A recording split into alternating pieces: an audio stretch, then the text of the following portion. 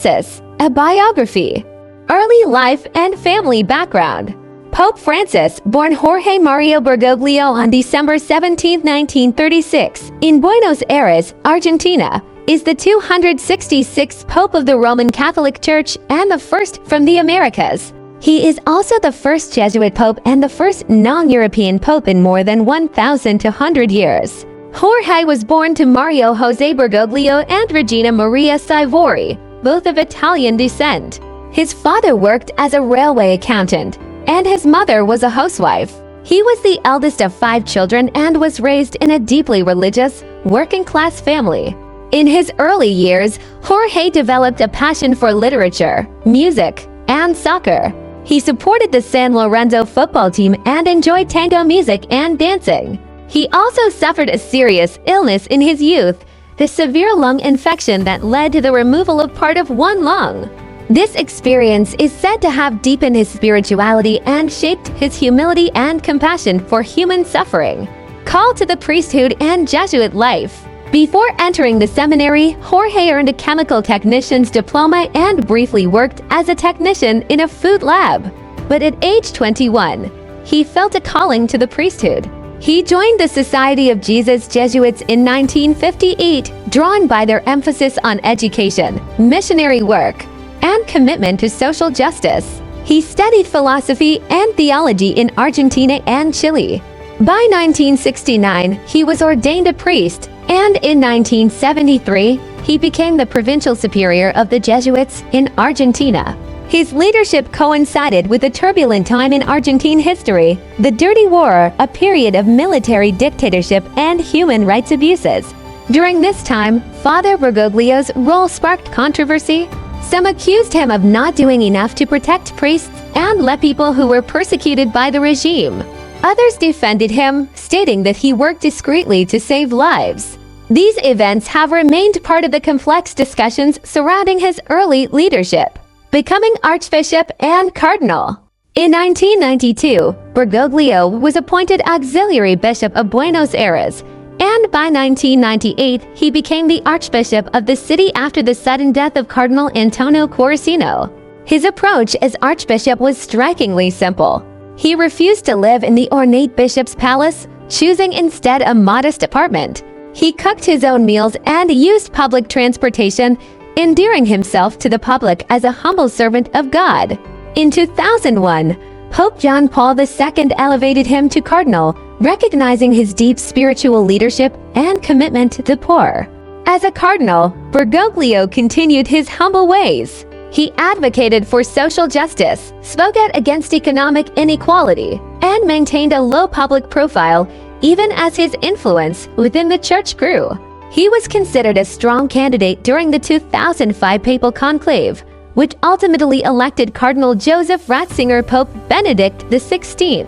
Bergoglio reportedly received the second highest number of votes in that conclave, becoming Pope.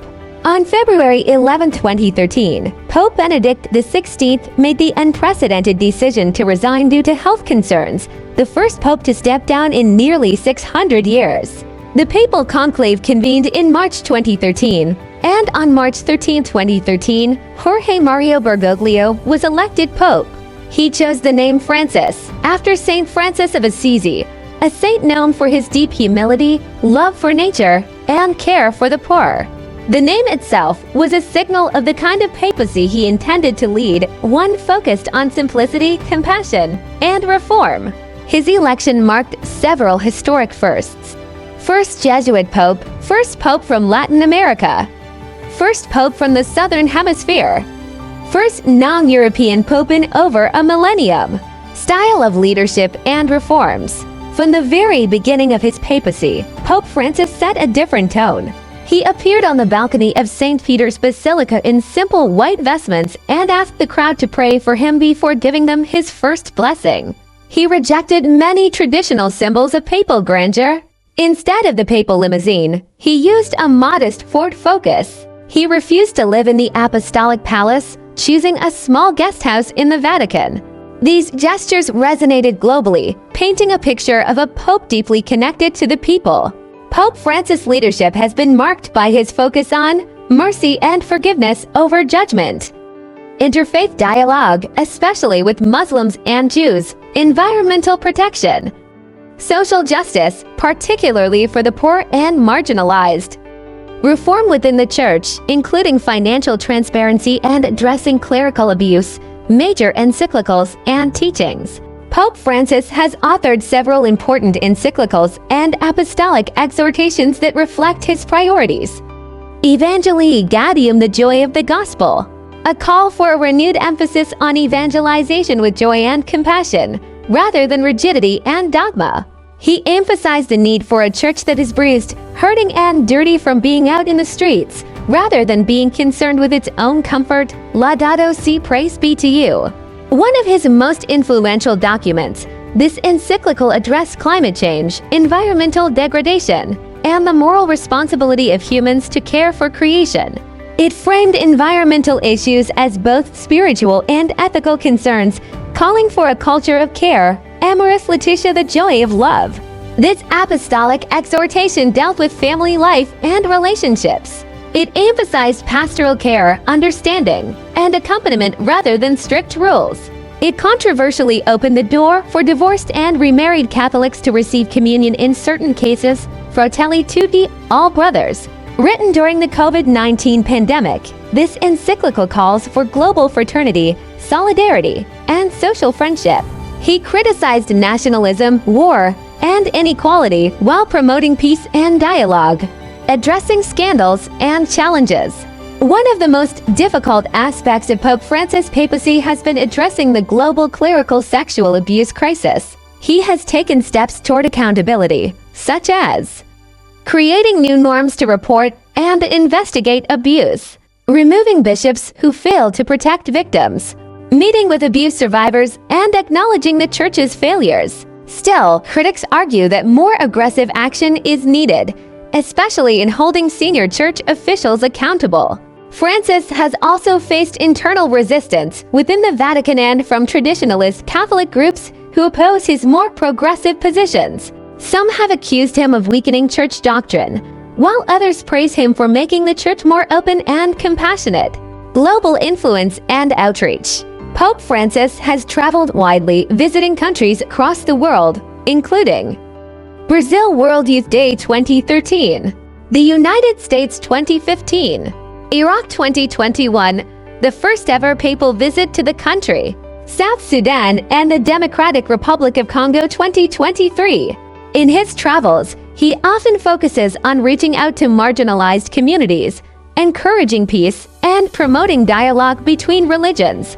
He has also made headlines for his more inclusive tone on LGBTQ+ issues, famously stating, "Who am I to judge?" In 2013, when asked about gay priests, while Church doctrine remains unchanged, his message has been seen as a step toward greater compassion and understanding. Legacy and impact. Pope Francis has redefined what it means to be a modern pope. His emphasis on humility, mercy, and dialogue has inspired many, including non-Catholics. He has brought fresh attention to global crises such as poverty and economic inequality, migration and refugee issues, climate change, political division and conflict. While he has not changed major doctrines of the Church, his pastoral approach has made a significant impact on how the Catholic Church is perceived in the 21st century. His critics argue that his reforms have not gone far enough or fast enough. His supporters say he is balancing a centuries-old institution while gently pushing it toward renewal. Conclusion. Pope Francis stands as a spiritual leader who has bridged tradition and change. Born in the barrios of Buenos Aires, he rose to the pinnacle of the Catholic Church while remaining grounded in humility. His papacy reflects a deep concern for the world's most vulnerable and a commitment to a church that walks with the people. Whether or not one agrees with all of his positions, Pope Francis' legacy is likely to be one of compassion, courage, and commitment to human dignity, echoing his namesake, Saint Francis of Assisi. Thank you for watching. If you enjoyed this video, don't forget to like, share, and subscribe to support the channel. Your support means a lot. Hit the notification bell so you never miss out on new content. Always take care.